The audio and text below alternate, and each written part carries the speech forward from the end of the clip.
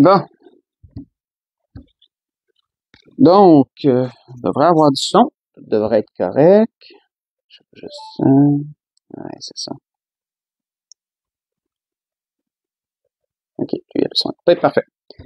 Donc, bonsoir à tous. J'espère que vous allez bien. J'espère que vous avez passé une agréable semaine jusqu'à présent, que vous avez pu profiter de la belle température qu'on a. On l'avait entendu depuis assez longtemps, donc je suis certain que tout comme moi, vous êtes heureux de la température qu'on a maintenant. Donc, avant d'enchaîner avec ce que l'Esprit m'a donné ce soir pour nous, je vais nous conduire en prière. Ensuite, on pourra aller avec le message que l'Esprit a mis dans mon cœur. Éternel Dieu, on vient vers toi encore ce soir avec reconnaissance, Seigneur, pour cette journée que tu nous as accordée, pour toute la protection que tu nous as accordée tout au long de cette journée et cette semaine, Seigneur, jusqu'à présent. Te prions, Dieu du ciel, de bénir cette soirée, de bénir, Seigneur, les messages que tu as mis dans le cœur de tes pasteurs, Seigneur, pour apporter à tes enfants. Te prions de protéger ces hommes, Seigneur, qui se dévouent à ta cause et qui dans l'étude, Seigneur, et dans toutes les autres œuvres qu'ils font, Seigneur, et continuent à se dévouer à toi. Te prions, Seigneur, d'être avec chacun de tes enfants dans leurs besoins, d'être avec ceux qui sont malades, d'être avec ceux, Seigneur, qui vivent des circonstances difficiles. Te prions, Seigneur, de diriger toutes choses et de régler toute situation, Seigneur, qui doivent être réglées, mon Dieu du ciel, et de faire éclater ta gloire dans toutes ces choses, mon Père. Entre tes mains, nous remettons notre prière. Te prions de bénir cette soirée et d'être avec tous tes enfants, Seigneur, dans leurs besoins respectifs. Et c'est encore dans le beau nom de Jésus qu'on a prié. Amen. Donc, pour ce que l'Esprit veut nous donner ce soir, je vais vous inviter à tourner dans l'Évangile selon Matthieu, chapitre 16. On va lire du verset 13 au verset 22. L'Esprit, ce soir, veut nous faire, je vous dirais, revisiter des bases, une base, je dirais, de la vie chrétienne, base de connaissance de la vie chrétienne. Et pour cela, nous allons débuter dans l'Évangile selon Matthieu, chapitre 16, verset 13 au verset 20. J'ai dit 22, je m'en excuse, c'est verset 20. Donc, on voit qu'il nous est dit, Jésus étant arrivé dans le territoire de Césarée de Philippe, demanda à ses disciples, « Qui dit-on que je suis, moi, le Fils de l'homme? » Ils répondirent, « Les uns disent que tu es Jean-Baptiste, les autres Élie, les autres Jérémie ou l'un des prophètes. Et vous, leur dit-il, qui dites-vous que je suis? » Simon-Pierre répondit, « Tu es le Christ, le Fils du Dieu vivant. » Et Jésus, reprenant la parole, lui dit, « Tu es heureux, Simon, fils de Jonas, car ce ne sont pas la chair et le sang qui t'ont révélé cela, mais c'est mon Père qui est dans les cieux. Et moi je te dis que tu es Pierre, et que sur cette pierre, je bâtirai mon Église, et que les portes du séjour des morts ne prévaudront point contre elle. Je te donnerai les clés du royaume des cieux. Ce que tu liras sur la terre sera lié dans les cieux, ce que tu délieras sur la terre sera délié dans les cieux. » Alors il recommanda aux disciples de ne dire à personne qu'il était le Christ. On va arrêter ici. Donc, bien sûr qu'on a déjà vu auparavant ce passage des Écritures qui nous raconte, je dirais, un événement qui a été majeur dans la mission, dans le cheminement de notre Seigneur Jésus ici-bas, qui fut lorsque Dieu révéla à Pierre qui était vraiment Jésus. Parce qu'on l'a vu auparavant, beaucoup de gens pensaient différentes choses de Jésus. On l'associait à toutes sortes de prophètes, on l'associait à Jean le Baptiste, à cause de certaines caractéristiques qu'on retrouvait chez Jésus. La puissance de sa parole, le fait qu'il guérissait les malades, qu'il ressuscitait les morts, qu'il était habillé en toute simplicité, qu'il voyageait beaucoup, n'était pas fixe, mais qu'il voyageait dans tout le territoire d'Israël. On voit que Jésus, dans sa façon d'agir, dans ses enseignements, dans sa façon d'être, représentait beaucoup ce que les prophètes avaient fait autrefois. Et Jean le Baptiste également. Donc, il était normal qu'on trouve qu'on l'associe. Mais Jésus a demandé à ses disciples, c'est bien beau que le monde pense que je suis ci ou ça, mais vous, qui dites-vous que je suis? Et là, on voit que Pierre dit quelque chose de tout à fait, je dirais, révolutionnaire dans un sens, parce que d'attribuer à un homme, je veux dire par là quelqu'un qui le voyait, là, d'être le fils du Dieu vivant, selon la tradition juive, ça pouvait frôler l'hérésie. Souvenez-vous que les pharisiens, les scribes et les pharisiens, ont crucifié Jésus en bout de ligne, là. Ils ont réussi à le faire crucifier sur le fait qu'ils l'ont accusé de blasphème parce qu'il se disait être le Fils de Dieu. Et on sait qu'il l'est. Mais comprenons-nous qu'un homme, quelqu'un qui le voyait, s'attribue le titre de Fils de Dieu, ça pouvait être considéré comme blasphématoire. C'était très grave, ça pouvait être très grave. Mais là, on voit Pierre ici dire à Jésus, « Tu es le Christ, tu es le Fils du Dieu vivant. » Et ça a été significatif dans le cheminement de notre Seigneur, parce que c'est à partir de ce temps-là, Jésus a commencé à dire à ses disciples qu'il fallait qu'il souffre, qu'il fallait qu'il meure et qu'il ressusciterait le troisième jour. Jamais avant, il en avait parlé, mais c'est à partir de ce moment-là. Et d'autres enseignements ont suivi par la suite en rapport avec cela. Donc, quand on regarde un peu l'ensemble avant d'aller dans le vif du sujet, on voit que Jésus rappelle premièrement quoi à Pierre? Il rappelle à Pierre que l'origine de la révélation ne venait pas de sa sagesse à lui, mais qu'elle lui venait de Dieu. Et ça, frères et sœurs, c'est une leçon d'humilité qu'on doit tous apprendre. Parce que oui, parfois, nous allons dire des choses, nous allons savoir des choses que pas tout le monde parmi nos frères et nos sœurs savent. Parfois, même sur la situation que quelqu'un vit, on va recevoir une révélation du Seigneur, on va recevoir une parole, on va recevoir quelque chose et on va savoir quelque chose que même peut-être la personne qui vit une situation ne le sait pas parce que Dieu te l'a révélé à toi. Et on voit cela dans plein d'autres circonstances aussi où Dieu peut révéler des choses aux siens diverses sur diverses choses. Ça ne veut pas dire que c'est toujours à propos de quelqu'un d'autre, mais ça peut être sur une situation et tout. Mais il faut toujours se rappeler que ce n'est pas par notre sagesse que nous savons ce que nous savons. Nous devons toujours garder à l'esprit que c'est par révélation, que c'est Dieu qui donne par sa sagesse à lui des paroles et des choses à ses enfants comme il le désire. Il révèle des choses à ses enfants comme il le désire. Et nous devons toujours, avec humilité, recevoir ces révélations et toujours les attribuer à celui qui les donne et non à nous-mêmes. Jésus doit rappeler cela à Pierre, parce que ça vient pas de la sagesse humaine que Pierre peut dire avec assurance, « Tu es le Christ, le Fils du Dieu vivant. » On voit ensuite que Jésus, pour appuyer ses dires, fait un jeu de mots avec le nom de Pierre.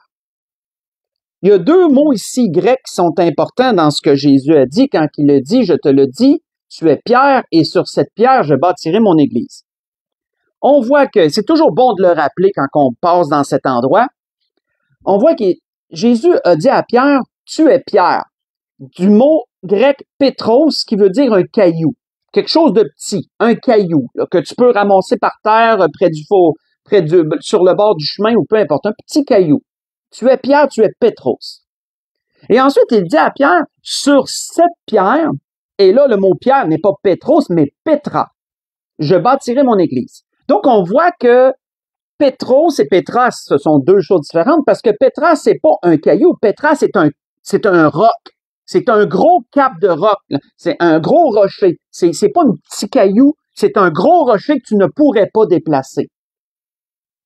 Jésus dit à Pierre, tu es un petit caillou, mais sur ce roc, c'est quoi le roc? C'est pas Pierre, bien sûr, puisqu'il n'est qu'un petit caillou.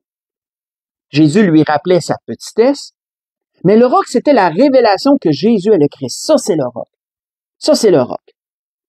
Jésus disait à Pierre, un peu ce qu'il lui avait dit auparavant, sous un jeu de mots, tu n'es qu'un petit caillou, mais ce n'est pas sur toi que les choses sont fondées parce que tu n'es qu'un petit caillou.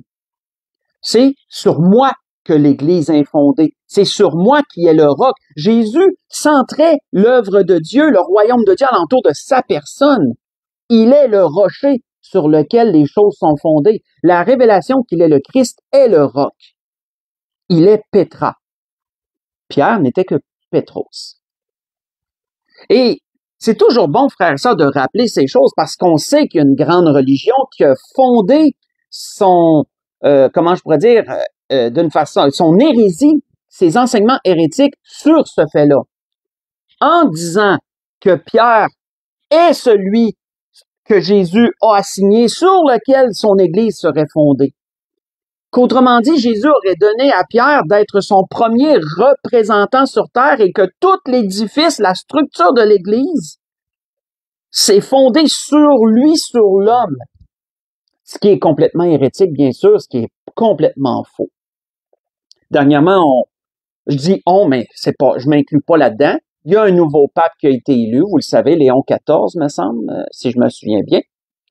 Il me semble que c'est Léon XIV. Oui. Puis, encore là, c'est toujours sur le même principe hérétique de cette écriture qui a été tordue, qui a été mal interprétée volontairement et consciemment, et qu'il perpétue à toutes les fois qu'un pape meurt et qu'un nouveau vient, c'est toujours le même principe. Et, vous savez, une parenthèse que je vais ouvrir et refermer qui m'a fait bien rire. Parfois, je fais des petites expériences de même avec l'intelligence artificielle. J'ai demandé à ChatGPT ce qu'il pensait de cette interprétation-là et ce qu'il pensait de la parole de Jésus. Et ChatGPT m'a sorti que la religion catholique, c'était une... Comment il m'a dit ça? Il m'a dit que c'est une interprétation. Il me dit que la religion catholique interprète cette écriture-là à leur façon, d'une certaine façon, et que les chrétiens orthodoxes, eux, l'interprètent comme je viens de vous le mentionner, orthodoxes ou plutôt protestants. L'interprètent comme je viens de vous le mentionner. Mais ce qui me fait rire à travers cela, c'est que ChatGPT ne déclare pas que la religion catholique a raison. Il dit c'est une interprétation. Donc, j'ai trouvé ça comique dans un sens parce que ça démontre que ça n'a pas de fondement biblique, ce qu'il pratique. Mais bon. Donc, on rappelle toujours un peu ces choses parce que c'est quand même un point charnier dans l'enseignement du Seigneur et dans sa mission et dans ce qu'il a vécu. Donc, je referme la parenthèse à propos de cela.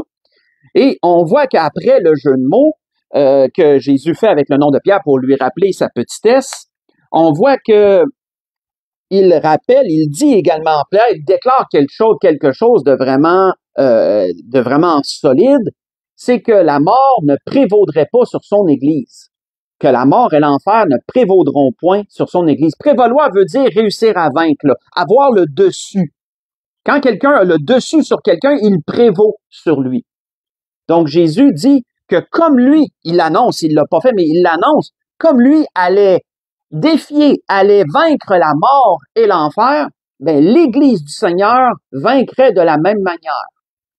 Voulant dire qu'elle ne pourrait pas être anéantie sur terre. Personne ne peut venir à bout de l'Église du Seigneur, pas même le diable.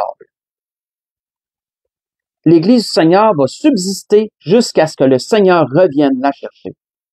T'auras beau la persécuter, t'auras beau faire n'importe quoi, elle ne sera jamais totalement éteinte. Elle va toujours subsister. Et on sait même à travers la persécution, l'Église se renforcit. On l'a vu à travers les Écritures. Ça. Les gens acceptent de mourir en martyr, ils acceptent les mauvais traitements pour le Seigneur. Et finalement, dernière chose que dans ce qu'on a lu que Jésus dit à Pierre, ben il rappelle également à Pierre, il annonce à Pierre que il lui donnerait les clés du ciel. Et ça, on va voir plus tard vraiment ce que ça veut dire. Mais il lui dit que Pierre, par lui, par son témoignage, par sa personne, les païens, plus tard, là, on va le voir, les païens et les Juifs viendraient au Seigneur grâce à lui. Il aurait les clés du ciel. Autrement dit, ce serait lui qui permettrait l'entrée dans le royaume des cieux aux nouvelles âmes. Et ça, on va le voir plus tard. Donc, Jésus a tout dit ces choses à Pierre dans le même endroit qu'on a lu. Mais ce sur quoi, et c'est une longue introduction, certes, mais ce sur quoi l'Esprit veut nous diriger plus spécifiquement, c'est comment l'Église du Seigneur a-t-elle commencé? Comment a-t-elle été fondée? C'est bon qu'on se rappelle ces choses-là parce que c'est des bases de la vie chrétienne. Parce que oui, Jésus a dit que son Église, elle serait fondée sur lui, sur la révélation qu'il est le Christ, mais comment a-t-elle débuté? On va voir cela, frère, on va faire un petit cheminement. Et pour cela, on va aller dans Jean chapitre 1. Si vous voulez continuer à lire avec moi, on va aller dans l'Évangile selon Jean chapitre 1. Une belle image que l'Esprit m'avait déjà montrée il y a quelque temps, puis que l'Esprit m'a donné de ramener ce soir à travers ces choses. On la voit dans Jean chapitre 1, si on lit du verset 19 au verset 23. On recule au début du ministère de notre Seigneur. Même, il commençait son ministère, je dirais. Mais quelqu'un avait commencé avant lui. Quelqu'un avait été envoyé au-devant de lui. Et vous le savez, c'est Jean le Baptiste. Et quelques points importants à propos de Jean, quelque chose de très important. Dans Jean chapitre 1, si on lit du verset 19 au verset 23, il nous a dit, voici le témoignage de Jean, lorsque les Juifs envoyèrent de Jérusalem des sacrificateurs et des Lévites, pour lui demander, toi qui es-tu? Hein? Souvenons-nous, on vient de lire que Jésus a demandé à ses disciples, qui dit-on que je suis? Ben, on voit que lorsqu'un homme était hors du commun, un autre homme était hors du commun, Jean le Baptiste était quand même quelqu'un d'hors norme aussi de son temps. Puis on voit qu'ils ont eu des questionnements sur lui. Les pharisiens, les enseignants de l'époque ont eu des questionnements sur Jean. Et ils lui demandent, qui es-tu? Toi, qui es-tu? Et il déclarait, il dit, sans restriction, il affirmant qu'il n'était pas le Christ. Donc on voit qu'il leur dit tout de suite, je ne suis pas l'élu. Je ne suis pas l'élu, je ne suis pas le Machia, comme les Juifs disent, le Messie, comme on dit en français. Et ils lui demandèrent, quoi donc? Es-tu Élie? Il lui dit, je ne le suis point. Es-tu le prophète? Il répondit non. Ils lui dirent alors, qui es-tu? Afin que nous donnions une réponse à ceux qui nous ont envoyés. Que dis-tu de toi-même? Moi, dit-il, je suis la voix qui crie dans le désert, de celui qui crie dans le désert. Aplanissez le chemin du Seigneur. Une parole qui avait été dite par le prophète Ésaïe en passant. Chapitre 40, verset 3. Comme a dit Ésaïe, le prophète, ceux qui avaient été envoyés étaient des pharisiens. Et ils lui posèrent donc cette question. Pourquoi donc baptises-tu si tu n'es pas le Christ, ni Élie, ni le prophète? Et Jean leur répondit, moi je baptise d'eau. Mais au milieu de vous, il y a quelqu'un que vous ne connaissez pas, qui vient après moi. Je ne suis pas digne de délier la courroie de ses souliers. Et on termine avec le verset 29, où il est dit, le lendemain, il vit Jésus, venant à lui, et il dit, voici l'agneau de Dieu qui ôte les péchés du monde. On va arrêter ici. Un point très important à mentionner à propos de Jean, parce que ça a son importance dans le fondement, dans le commencement de l'Église, c'est que Jean a été envoyé par le Seigneur pour préparer le peuple à la venue du Seigneur, justement. C'est ce qui avait été prophétisé à propos de Jean, si vous vous souvenez, dans Luc chapitre 1, versets 16 et 17, lorsque l'ange s'était présenté à son père Zacharie. Il avait été prophétisé que le fils qui naîtrait de lui serait celui qui ramènerait le cœur des pères vers leurs enfants et qui préparait au Seigneur un peuple bien disposé. Il préparerait le cœur du peuple pour la venue du Seigneur. Jean a été celui qui a préparé le peuple pour pour l'évangile que Jésus amenait, la bonne nouvelle du royaume des cieux. Et on sait que le royaume des cieux, ça représente l'Église, frère. C'est très important à comprendre. Quand on regarde une image de l'Ancien Testament qui représente bien cela, vous savez que le roi David, lorsqu'il a voulu construire le temple, il n'a pas pu le faire. Il aurait désiré être celui qui bâtit le temple, parce que c'est lui qui en avait eu l'idée. Mais Dieu lui dit non. toi, tu es un homme de sang. C'est pas toi qui vas bâtir. C'est ton fils Salomon. Mais Dieu dit à David, toi, tu vas préparer les matériaux. Tu vas tout préparer, le lieu, les matériaux. Tout va être prêt pour ce que lorsque Salomon va prendre la place, Salomon va construire. Mais c'est une belle représentation de ce qui s'est fait au début du ministère de notre Seigneur. Jean a été un peu comme David qui a préparé les matériaux pour la construction. Les matériaux, c'est quoi? On parle pas de matériaux, on parle pas de bois, on parle pas de pierre, on parle d'âme. On parle d'âme, frères et sœurs. Jean était celui qui a préparé les matériaux, il a préparé le cœur du peuple. Et Jésus est un peu comme Salomon qui est arrivé et qui a commencé à bâtir avec les matériaux qui avaient été préparés. Jean a été celui, représentant David, qui a préparé les matériaux. C'est comme une belle image pour nous représenter ces choses. On sait que les premiers disciples de Jean, les disciples de Jean furent parmi les premiers apôtres du Seigneur. On sait que Jean avait des disciples et ils ont suivi Jésus dès que Jean leur a dit, voici l'agneau de Dieu. Si on voit ça plus loin, on voit ça verset 35 et 36 du même chapitre. Le lendemain, Jean était encore là avec 2 de ses disciples et ayant regardé Jésus qui passait, il dit, voilà l'agneau de Dieu. Les 2 disciples l'entendirent prononcer ces paroles et ils suivirent Jésus. Donc, quand on continue à méditer sur ces choses, on voit que après cela, Jésus s'est mis à interpeller des gens. Il a interpellé Pierre qui pêchait, son frère. Jean, on voit que le Seigneur a interpellé aussi Matthieu, qui était un lévite, excusez-moi, celui qui collectait les impôts. Là, j'ai un blanc de mémoire, là. Vous savez que je veux dire, un publicain. Oui, merci. Lévi, Lévi, son deuxième nom, c'est ça. Un publicain qui est un publicain. Et ainsi de suite, Jésus a commencé, et même pas juste eux autres, il y a beaucoup de gens qui ont commencé à suivre Jésus en dehors de ceux que Jésus interpellait en route. Et on sait qu'à un moment donné, Jésus s'est mis en prière toute la nuit, et là, il en a choisi 12 que la Bible nous dit. Vous voyez ça dans Luc 6, versets 12 et 13, pas besoin d'y tourner. Jésus, parmi tous ceux qui étaient là, ayant prié toute la nuit, en choisit 12 et il leur donne le nom d'apôtres. C'est très important, frères et sœurs, dans ce que l'Esprit nous dit ce soir, ça. Il leur donne le nom d'apôtres. Apôtre qui vient d'apostos, mot grec, là, apostos, qui veut dire envoyé. Quelqu'un qui est envoyé en avant, qui est messager ou qui est ambassadeur. Ça, c'est un apôtre. Il est envoyé devant toi pour annoncer ta parole. C'est un apôtre. Donc 12 auxquels il a donné le nom d'apôtres. Pourquoi? Parce que le Seigneur allait les enseigner lui-même et ils allaient les envoyer. Maintenant, les apôtres, quel rôle jouent-ils dans le fondement de l'Église, dans le commencement de l'Église? Si on tourne ensemble dans Éphésiens chapitre 2, l'apôtre Paul nous le révèle.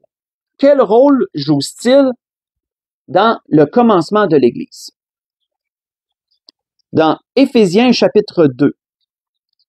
Éphésiens chapitre 2, si on lit versets 19 à 22.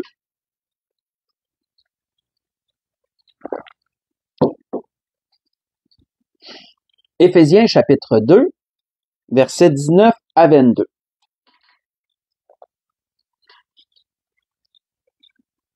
L'apôtre Paul dit ceci aux Éphésiens. Il dit ainsi donc, vous n'êtes plus des étrangers, ni des gens du dehors. Comprenons bien, je fais une parenthèse, je fais une petite pause et une parenthèse ici.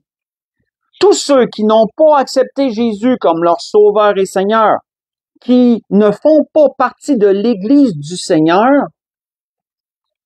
sont dehors, sont des gens du dehors. Pourquoi? Ils ne font pas partie de la famille du Seigneur. On en a parlé de cela dernièrement, que Dieu joue maintenant un rôle de père pour nous. Quand on accepte Jésus, nous entrons dans la famille du Seigneur, nous devenons des enfants de Dieu.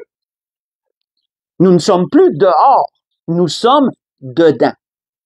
Mais autrefois, nous étions dehors. C'est pour ça que Paul dit aux Éphésiens, vous n'êtes plus des gens du dehors, vous n'êtes plus des étrangers. Mais il dit, vous êtes concitoyens des saints, des gens de la maison de Dieu. Vous avez été édifiés sur le fondement des apôtres et des prophètes, Jésus-Christ lui-même étant la pierre angulaire. En lui, tout l'édifice bien coordonné s'élève pour être un temple saint dans le Seigneur. En lui, vous êtes aussi édifiés pour être une habitation de Dieu en esprit. Ici, frères et sœurs, Paul nous décortique tellement bien comment l'Église a commencé et quelles sont ses étapes. On voit que l'apôtre Paul dit premièrement aux Éphésiens que Jésus est la pierre angulaire. C'est quoi ça? On a besoin de le rappeler. Parce que c'est quelque chose qui avait rapport avec les anciennes constructions de l'époque. Anciennement, dans les constructions de l'époque, le terrain était préparé, mais ensuite, il était mis quoi? Il était mis des pierres de fondement. Et la pierre la plus importante qui donnait un peu la base de la structure, c'était la pierre de l'angle. C'était la pierre de base qui faisait qui faisait les angles de l'édifice. La pierre de l'angle était très importante. Elle était vraiment celle qui, dans mes recherches, elle était celle qui servait de base et de référence à l'ensemble de la structure. Si elle était mal taillée, si elle était mal posée, ben tout l'édifice pouvait s'en sentir. Tout l'édifice pouvait être soit croche, soit chambranlant. Mais si la pierre de l'angle était bien taillée, bien posée, ben tout l'édifice reposait dessus et ça donnait le ton pour l'ensemble de l'édifice. Jésus représente, il est la pierre angulaire. C'est écrit à plusieurs endroits dans la parole, ça. C'est même écrit, c'est même prophétisé dans les psaumes, ça.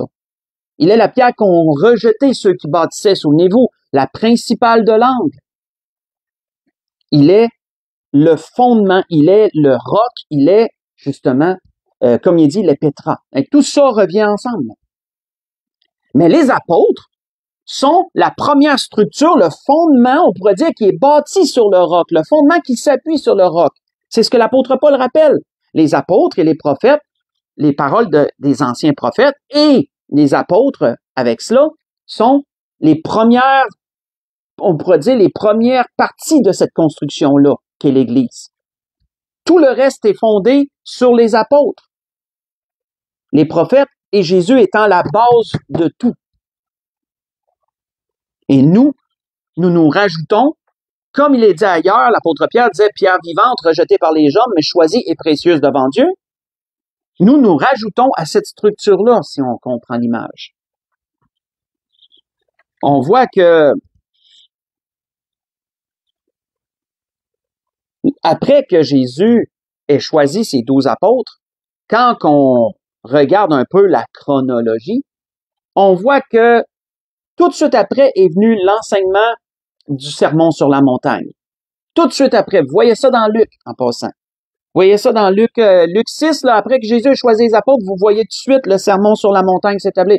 Pourquoi? Parce que le sermon sur la montagne, c'est Jésus qui enseigne à ses apôtres et à tous ceux qui étaient là, mais surtout à ses apôtres, comment se comporte un enfant de Dieu. On voit que le sermon sur la montagne, quand on le décortique, est très complet. Il y a beaucoup de points. Jésus enseigne à ses apôtres comment se comportent les enfants de Dieu. On voit que plus tard, Jésus donne d'autres enseignements aussi aux apôtres. Il leur révèle l'autorité de l'Église. Vous voyez ça dans Matthieu 18, versets 15 à 20. Il leur révèle l'autorité de l'Église. Leur démontre que l'Église, Dieu a établi l'Église juge sur les enfants de Dieu ici-bas. Comment je pourrais dire? Tout jugement sur un enfant de Dieu va passer par l'Église. Vous voyez ça très clairement dans Matthieu 18. On voit que l'Église a tellement d'autorité qu'il a été répété par Jésus que l'Église liait et déliait ce qui était dans les cieux. Au même titre que Jésus avait dit ça à Pierre. C'est puissant, frères et sœurs.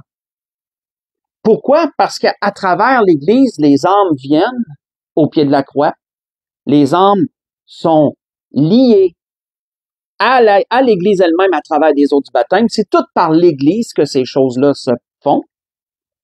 Mais l'Église a aussi le pouvoir de délier de l'héritage éternel lorsque quelqu'un est mis, dans notre jargon, hors fraternité. Il est délié de l'héritage éternel. Il ne perd pas son salut, comprenons bien, mais il est délié de son héritage éternel.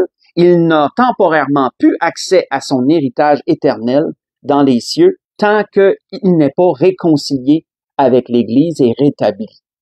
C'est vraiment quelque chose de profond que peu de gens comprennent. Peu de gens comprennent l'autorité et la puissance que Dieu, que le Seigneur a donnée à son Église.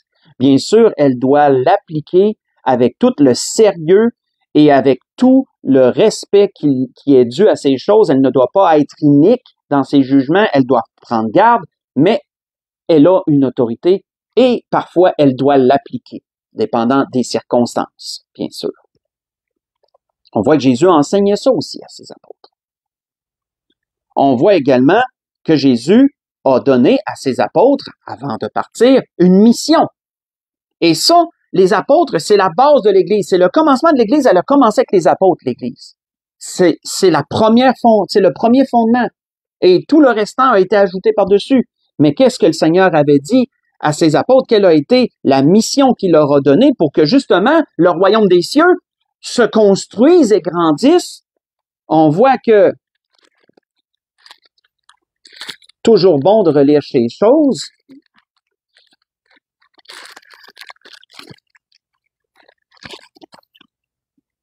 Il avait été dit, allez, faites de toutes les nations des disciples, les baptisant au nom du Père, du Fils et du Saint-Esprit, et enseignez-leur à observer tout ce que je vous ai prescrit.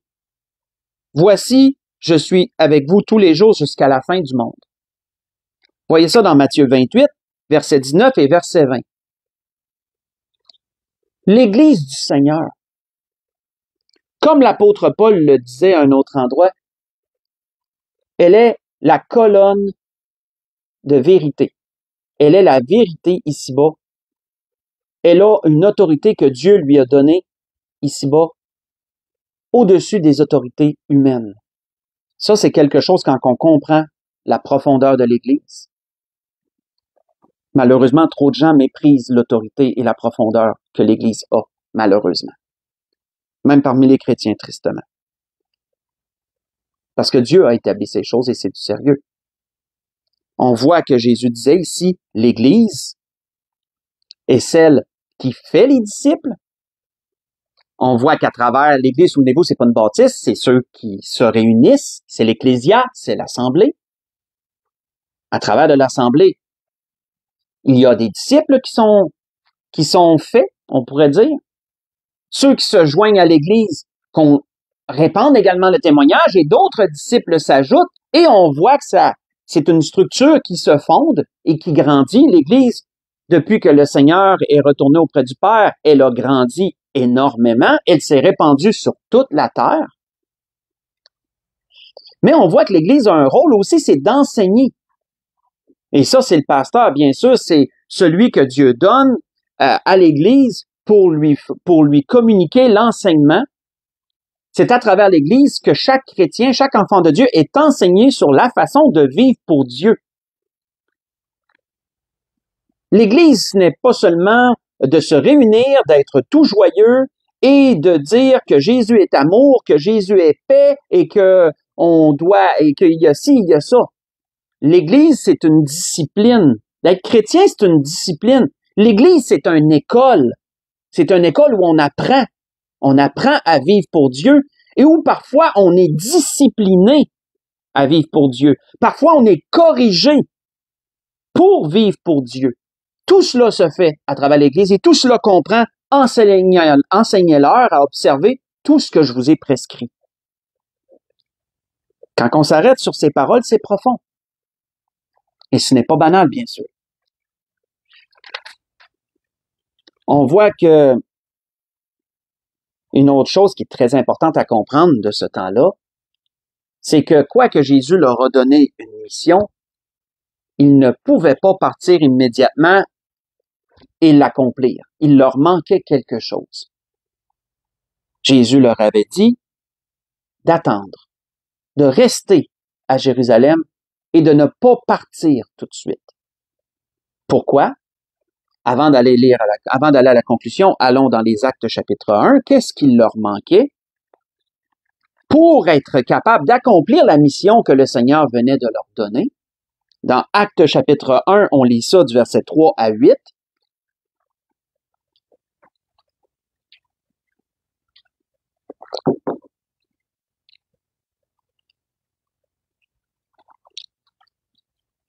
Actes chapitre 1, verset 3 à 8.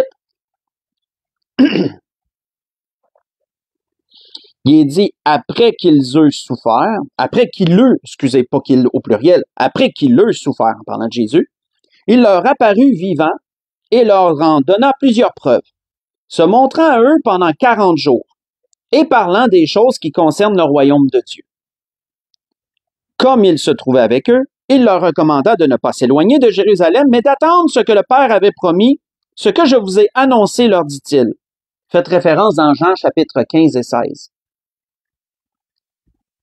Ce que je vous ai annoncé, leur dit-il. Car Jean a baptisé d'eau, mais vous, dans peu de jours, vous serez baptisés du Saint-Esprit. Ça, en passant, malheureusement, comme l'Église catholique romaine a tordu les Écritures pour amener son hérésie des papes, mais malheureusement, ici, on a les pentecôtistes qui ont pris cette parole qui dit « vous serez baptisés du Saint-Esprit », qui ont tordu les Écritures et qui maintenant enseignent qu'il y a 2 baptêmes, un baptême d'eau et un baptême du Saint-Esprit. Chose encore là qui est une autre hérésie, qui est une autre fausse enseignement, malheureusement. Comme de quoi, malheureusement, il y en a toujours des groupes qui prennent des enseignements, qui tordent les Écritures et qui l'appliquent après ça à leur pratique. Alors, est-il dit au verset 6, les apôtres réunis lui demandèrent, « Seigneur, est-ce en ce temps que tu rétabliras le royaume d'Israël? » Il leur répondit, « Ce n'est pas à vous de connaître les temps ou les moments que le Père a fixés de sa propre autorité. Mais vous recevrez une puissance, le Saint-Esprit, survenant sur vous, et vous serez mes témoins à Jérusalem, dans la Judée, dans la Samarie et jusqu'aux extrémités de la terre. » On va arrêter ici. Il leur manquait quoi? Il leur manquait la puissance d'être capable d'accomplir la mission que Dieu leur avait assignée, que Jésus leur avait donnée. Ils devaient recevoir le Saint-Esprit parce qu'à travers le Saint-Esprit, ils auraient la capacité de prêcher la parole de Dieu et d'endurer toutes les épreuves qui allaient suivre et d'être capable d'être ferme à travers tout, d'être capable de tout surmonter les embûches qu'ils allaient avoir. Ça prenait le Saint-Esprit pour ça. Ils n'auraient pas pu le faire sans le Saint-Esprit.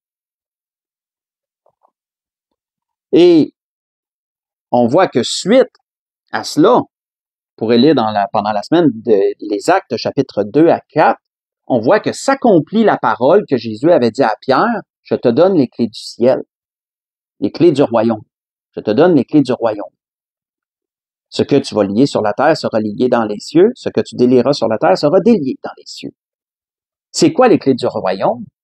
Mais on voit que c'est la capacité de permettre à des âmes d'entrer dans le royaume des cieux.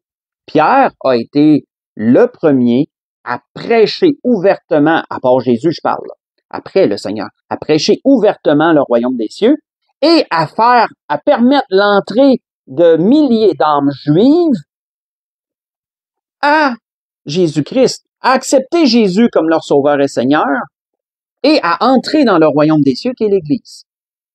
Pierre fut le premier à permettre cela, il avait les clés du royaume. Mais Pierre a également été le premier à annoncer le salut aux païens. Souvenez-vous de Corneille dans Actes chapitre 10, versets 34 à 48. Il a été également, parce qu'il avait les clés du royaume des cieux, ça a été également par lui que le Seigneur a permis aux païens d'entrer dans l'Église. Comme il a permis aux Juifs d'entrer, il a permis aux païens d'entrer à travers Pierre. Pierre fut le premier. Il avait les clés du royaume. Et c'est ainsi, frères et sœurs, à travers tout ce qu'on a vu, que l'Église, elle a commencé, qu'elle s'est formée, qu'elle a reçu la puissance d'agir, de marcher, et jusqu'à ce jour, l'Église a perduré, l'Église a continué. Et nous recevons, lorsque nous sommes baptisés, d'eau, je parle, là, lorsque nous entrons dans les eaux du baptême et que nous en ressortons, nous recevons la puissance de l'Esprit. Il n'y a pas deux baptêmes. L'apôtre Paul le disait très bien à une église, il n'y a qu'une seule fois, un seul baptême, est-il dit, c'est très clair. Nous recevons à travers des eaux du baptême la puissance de Dieu, le Saint-Esprit, pour pouvoir marcher en tant que chrétien. C'est pour ça que quelqu'un qui accepte Jésus, mais qui n'est pas baptisé, n'aura pas la même portée, il n'aura pas la même force que celui qui est baptisé et qui ensuite vit pour le Seigneur. Parce que ça prend le Saint-Esprit pour pouvoir mener une vie chrétienne pour le Seigneur. Toutes des choses, frères et sœurs, que l'Esprit a voulu nous rappeler ce soir pour comprendre. Pour un peu rappeler et approfondir, on pourrait dire. Et cette Église est encore, bien sûr, de nos jours. Jésus n'est pas venu encore la chercher. Mais qu'est-ce qu'il nous est dit sur elle? Pour conclure, on va aller dans Romains chapitre 11, pour conclure. Romains chapitre 11, où l'apôtre Paul révèle quelque chose de merveilleux aux Romains.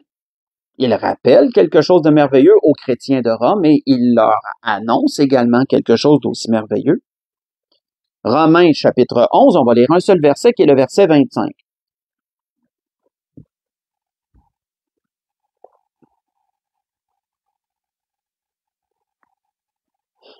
L'apôtre Paul disait, « Car je ne veux pas, frères, que vous ignoriez ce mystère, afin que vous ne vous regardiez point comme sages.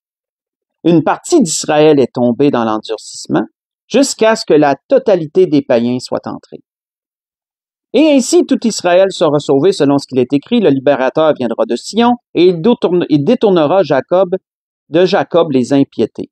Et ce sera mon alliance avec eux lorsque j'ôterai leurs péchés. » On va arrêter ici. L'apôtre Paul annonçait ici, enseignait, disait à l'Église de Rome que l'Église du Seigneur, elle va demeurer jusqu'à ce que la totalité des païens soit entrée. C'est de là que vous entendez plusieurs chrétiens dire dans leur prière de prier le Seigneur que la dernière âme puisse entrer pour que l'Église puisse être enlevée. C'est tiré de là. C'est tiré de cette pensée-là. Où l'Église va subsister, l'Église va être ici-bas, jusqu'à ce que la totalité des païens soit entrée. C'est quoi la totalité des païens? Est-ce que c'est le monde entier qui va rentrer dans l'Église, puis lorsqu'il en restera plus un en dehors, ben là, non. C'est tous ceux dont le nom est écrit dans le livre de vie de l'agneau de Dieu. Souvenons-nous que Dieu connaît d'avance qui va l'accepter, qui va le rejeter. Les noms de ceux qui vont croire sont déjà écrits dans le livre de vie. Et, juste pour le vulgariser et l'imager, imaginez-vous, mettons que quelqu'un tient un livre et que lorsque quelqu'un rentre, son nom est coché. Check, lui est rentré. Check, lui est rentré. Ah, check, lui est rentré. Je ne vous dis pas que ça se passe exactement comme ça dans les cieux, là, mais c'est juste une image vulgaire pour montrer que lorsque tous les noms vont être cochés, lorsque tout le monde qui était prédestiné à la vie éternelle, comme l'apôtre Paul le dit ailleurs, vont être entrés, bien, l'Église va être complète. Et à ce moment-là, le Seigneur, ça va coïncider avec le retour du Seigneur. Le Seigneur viendra la chercher. Et ensuite, le Seigneur va sauver son peuple. Quand on lit plus loin, ça, on sait ce que l'apôtre Paul a dit ici, c'est grossier, là. Et si on décortique, là, on peut retrouver dans la Bible plusieurs autres endroits qui nous parlent plus en détail de chacune de ces choses. Mais lorsque le Seigneur sera venu chercher son Église, il reviendra avec elle à la fin de la grande tribulation, reviendra avec elle, et là, il sauvera tout Israël. Il sauvera le peuple de Dieu, le peuple juif. Et c'était ce que l'Esprit voulait nous dire ce soir dans toutes ces choses. L'Esprit voulait nous rappeler tout un peu le commencement de l'Église, un peu son cheminement, et aussi, bien sûr, la grandeur de l'Église. La grandeur de l'Église. Je le répète souvent à l'Église, et je le dis encore, il n'y a pas de plus grande œuvre ici-bas que l'Église. L'Église, elle a autorité sur chacune des âmes qui acceptent Jésus comme leur Sauveur et Seigneur. Chaque Église locale a autorité, spirituellement parlant, elle a autorité sur les âmes qui en font partie. Elle est là pour enseigner, elle est là pour discipliner. Bien sûr que le pasteur est inclus parce que c'est le pasteur, c'est à travers du pasteur que ces choses se font. Et l'Église, elle est là, elle, pour, bien sûr, encadrer, elle est là pour écouter l'enseignement, mais aussi encadrer, être avec le pasteur également, encadrer aussi, parce que souvenons-nous que c'est l'Église qui a autorité de permettre à un pasteur de leur enseigner, et l'Église a autorité de le retirer aussi, de pouvoir le mettre sous silence, comme dit dans notre jargon à nous. T'sais, Dieu a fait une structure merveilleuse dans toutes ces choses-là. Le pasteur n'est pas un gourou, n'est pas quelqu'un qui est au-dessus et qui peut dicter ses règles et ses normes à l'Église. Il est quelqu'un, il est un enseignant, il est un serviteur de l'Église et il doit montrer à l'Église la voie à suivre dans le Seigneur. Il doit enseigner, expliquer les choses. Mais il n'a pas l'autorité sur elle. C'est le Seigneur qui a l'autorité sur son Église dans toutes ces choses. Donc, c'est aparté comme ça. Mais c'était ce que l'Esprit voulait nous dire ce soir dans tout cela. Je voudrais donc vous souhaiter à tous et à toutes une belle fin de soirée, un bon restant de semaine. Portez-vous bien et pour l'Église de l'Espérance, on va se dire à dimanche. Soyez bénis, bonne fin de soirée.